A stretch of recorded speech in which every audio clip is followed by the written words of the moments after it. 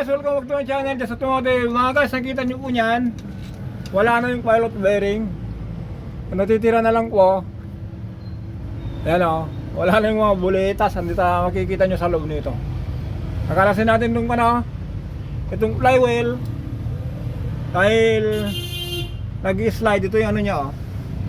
Yan, mamaya pag-usapan natin yan. Okay mga guys, kalasin mo yan.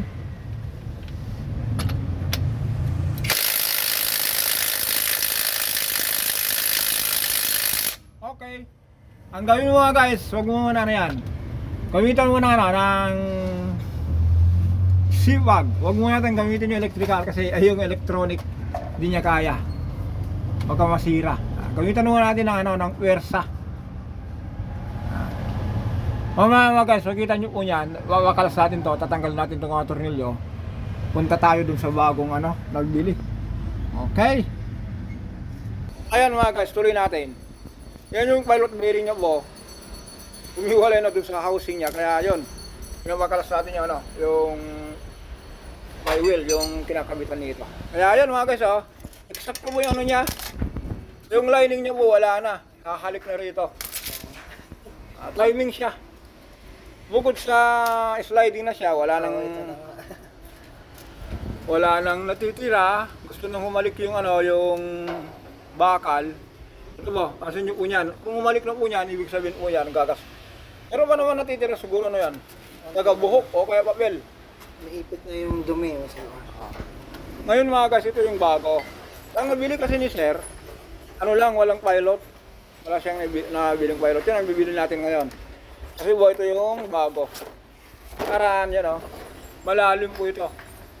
Hindi katulad nito na itong pinaka-ribits niya. Sumiksik na po yung ito. Ito po yung itong mababaw.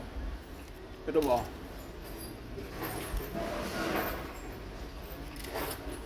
Ito po. Yan, hahalik na po yan.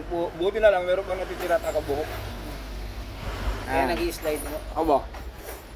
Hindi na po, nangyayari po kasi niyan sir, kaya nag-i-slide po niyan. Kasi ito po yung nakakabit sa flywheel. Umiikot karati ito. Pero po ito naiiwan. Kasi po ito yung kung nag-engage po, flywheel, didikit po dito sa pressure plate. Anong nangyayari po, para kayo nakaapak ng clutch lang, nag-slide lang ito. Ayos umama yung ikot. Kasi dapat po, habang umaandar po niyan, kung naka-neutral po, lahat po niyan, yung component nito umiikot. Ilagay natin yung lumang release bearing. Ganito yan, ito yung luma na galing sa ibang pinanggalingan. Tanggalin natin para po maliwanagan yung mga nanonood. Ganun din, eksakto, andito yung may-ari. Yan, ganyan mga guys. Kung ang makina po, umiikot po niyan, dapat po, itong clutch disc sumasama. Yun po yung normal na operating niya. Ngayon mga guys, kung sliding na po, ganito po mangyayari. Ito po kasi, itong pressure plate nakakabit sa flywheel. Ganito mangyayari po kung sliding na. Diba po, kung ganyan umiikot kasama yung lining. Ganyan. Tapos, kung sliding na po, nangyayari po, umiikot po ito naiiwan. Ganyan lang po. Ikutin mo, yan. Yan, umiikot, ganyan. Sliding na po yan. Hindi na sumasama yung ikot ng transmission. Kaya, nangyayari po niyan, yung makina po, mataas yung RPM, tapos yung takbo naman na sakyan, naiiwan kasi hindi na po sumasama ito. Yung synchronize na po, hindi na accurate. Ganun lang po.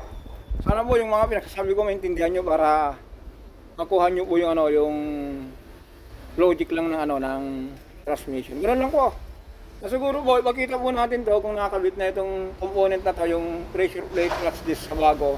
Tapos yun nga po, pagkalasin natin yung pilot bearing. Kaya tawag natin dito mga guys, pilot bearing. Siya po yung piloto dun sa main drive, yung kinakabitan po nito para po hindi aalog. Guide, piloto. Kasi mga guys, kung sira po ito, mangyayari po kung mag-shift po kayo, minsan mag-anit, minsan ayaw. Kasi po, dahil po dito, pipigilan nyo po yung piloto po ayaw magtrabaho. Pipigilan po yung yung mag-shift. Yan. Ulitin natin mga guys ha. Ito po yung ano niya, ito po yung trabaho niya sa makina. Di ba ba, pinandar yung makina. Kung naka-neutral, yan. Maandar po niyan, umiikot, kasama yung flywheel. Ngayon mga guys, kung nag-shift tayo, ang mangyayari po niyan, kung nag-shift tayo, nawakan natin yung clutch, yung release bearing yun dyan sa loob, kaya sa ilalim. I-reverse na yung, ano, yung clutch disc, aangat po ito. Yan, ganyan. Iikot po yung, ano, yung makina na maiiwan po ito. Ngayon, kung binitawan uli natin, mag-i-engage, isasama na yung ikot ng transmission. Ano sir, nag-gets mo? Ayan. Okay mga guys, habang ginagalas natin yung ano, yung pinapakalas natin yung flywheel, pupuntahan natin para makita nyo po kung paano po kalasin. Kunin natin yung kasawa nito kasi naghiwalay na sila. Ayan, habang natin pupuntahan natin pinakalas sa flywheel, sabi ni sir, tinatanong kung pwede ba itong pressure plate. Sabi ko, pwede pa naman sir, kaya lang meron ka naman nabili, sayang. Sabi niya, sige, gawin na lang natin backup o kaya reserva. Ang gawin niyo sir, kung meron kayong kapatid na meron Adventure L300 na kinakapos sa, ano, sa budget, pwede nyo iyayok ito. Sabihin nyo, kuya, meron ako niyan. Pinagtanggalan ko dun sa Adventure. Pwede naman ikabit po niyan. Kasi original po niya mga guys, oh. Andun yung logo niya, Luzon, Visayas, Mindanao. Ibig sabihin po, Mitsubishi po niyan. Baka maniwala kayo ha, Luzon, Visayas, Mindanao ha. Ito po kasi mga guys, pinalabas lang natin yung ano, pinadaan lang natin. Kasi ito mga guys, nung since 2000, yung kalakasan ng FX Revo na pangpasada po, yung UB Express Garage. Kung meron po akong customer na malakas sa pakiramdam, nagpabalit lang siya ng lining, binabalik ko yung pressure plate. Kasi po ito, wala pa nang po, uminit lang po niya, nag-slide lang, pero antay pa naman yan, walang tama. Dahil po, moving ito, nakakaroon po lang ng ano yan, ng gastado. Yan o, yung parati kong ginagamit na, katulad kay sir, naka-chinelas, bibili sa mall. Pag uwi niya, isusuot niya, pag tignan niya yung ano niya, yung swelas niya, may gas-gas, ibig sabihin po niyan, sira na ba yung kabibili niya? Hindi, ganito rin po ito. Tapos ito po, itong ganyan, yung kintab niyan, huwag niyo kong sabihin na sira na naman yan. Yun nga, ito na po yun, nakapatong po niyan. Kasi po, tuwing inawakan natin yung ano, yung pedal, ito po yun, yung kasawa nito, ganyan. Ayan. Kung inawakan po natin yan, dadami dito, magtatrabaho yan, normally po na meron lang tama po niyan. Kasi ito itinutulak ng release bearing, lumalapat po niyan. Tapos kung umiikot po niyan, kaya nga po kanina, yan, di ba? Balikan natin ha kung bakit siya nagkaroon ng tama. Pero kung pasin nyo mga guys ha, parang hindi na siya nakakatama kasi nakapatong lang siya. Pero kung tuwing kailan siya nakakaroon ng tama, kung inawakan yung ano, yung clutch, dahil dito sa clutch port. Ganito yun po, patong natin ha. Yan. O, nakita nyo po niyan, yung exact niyan. Yan o. Ngayon po, kung inawakan yung clutch, magtatrabaho itong clutch port, at tutulak na yung release bearing, normally lang po na gagalaw po ito. Yan. Ayan, isa na lang. At tulungan natin si ano, mabigat yung kamay, yung flywheel, baka yung ano, yung daliri niya, katulad yung isang kasama natin, nagiging luya. Kagalagay natin sa linagang, ano, linagang isdaw, kaya tinolang manok. Kaya sabi niya, ano sabi ba? Isang trilyo na lang? O, mainit yan. Ako rin, kanina, hanggang ngayon, mainit pa rin. O, di ba mga guys? Mamaya, pag-usapan natin to.